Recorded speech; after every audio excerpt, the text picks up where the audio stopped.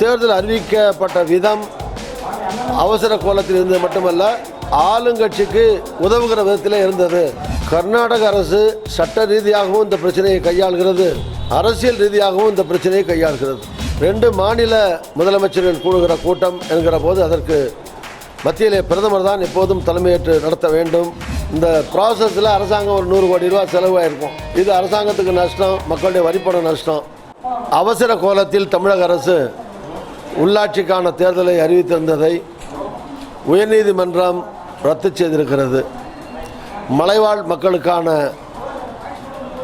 அந்த வேட்பாளர்களுக்கான இடஒதுக்கீடு இல்லாமல், எஸ்டி ரிசர்வேஷன் இல்லாமல் இந்த மாதிரி அவசர கோலத்தில் அறிவித்தது தவறு என்பது உயர்நீதிமன்றத்தினுடைய தீர்ப்பாகும். டிசம்பர் 31க்குள்ளே தேர்தல் நடத்தணும் என்று கால அவகாசமும் நிர்ணயித்திருக்கிறது.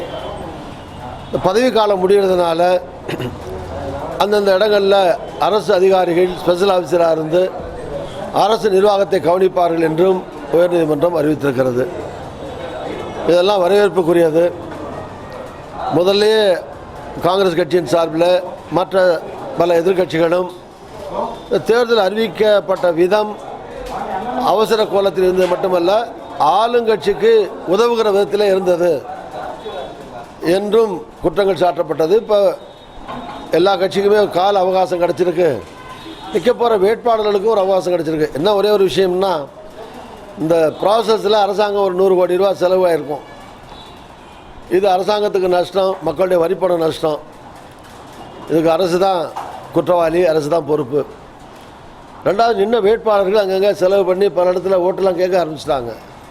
அது வேட்பாளர்களுக்கு நஷ்டம், கஷ்டம்.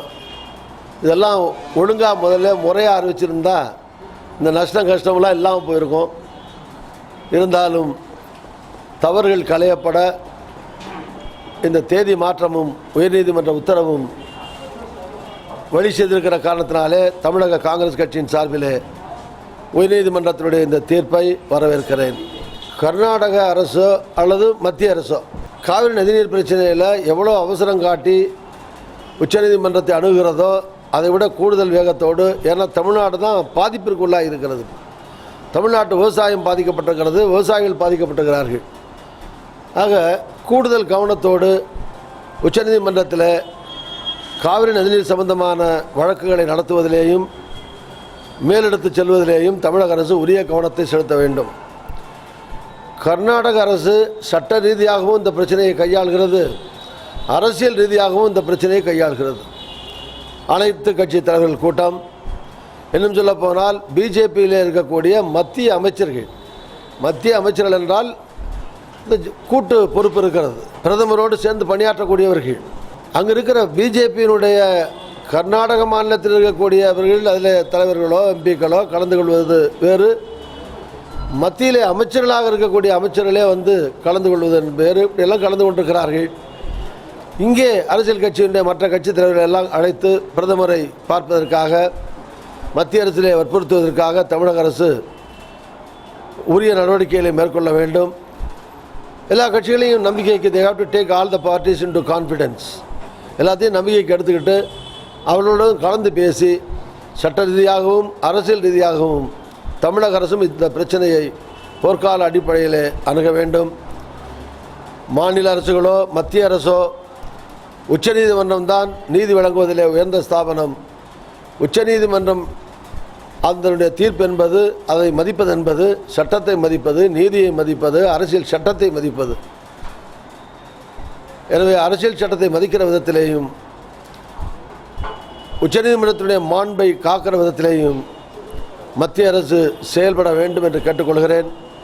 2 மாநில முதலமைச்சர்கள் கூடுகிற கூட்டம் என்கிற போது அதற்கு மத்தியிலே பிரதமர் தான் எப்போதும் தலைமையேற்று நடத்த வேண்டும்.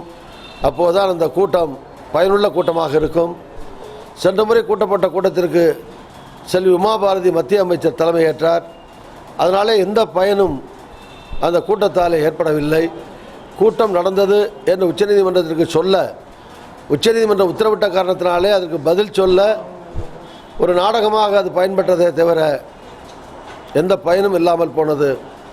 எனவே வருங்காலத்தில் எதிர்காலத்தில் இது போன்ற கூட்டங்கள் கூட்டப்பட்டால் பிரதமரே தலைமையேற்று நடத்த வேண்டும் என்று நான் வற்புறுத்தி கேட்டுக்கொள்கிறேன்.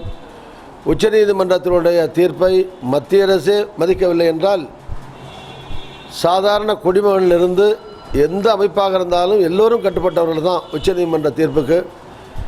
மத்திய அரசுக்கு முன்னுதாரணமாக திகழ வேண்டுமே தவிர தவறான வழிகாட்டுதல் தருகிற விதத்திலே மத்திய அரசு செயல்படக்கூடாது என்றும் காங்கிரஸ் கட்சியின் சார்பிலே வற்புறுத்தி கேட்டுக்கொள்கிறேன்.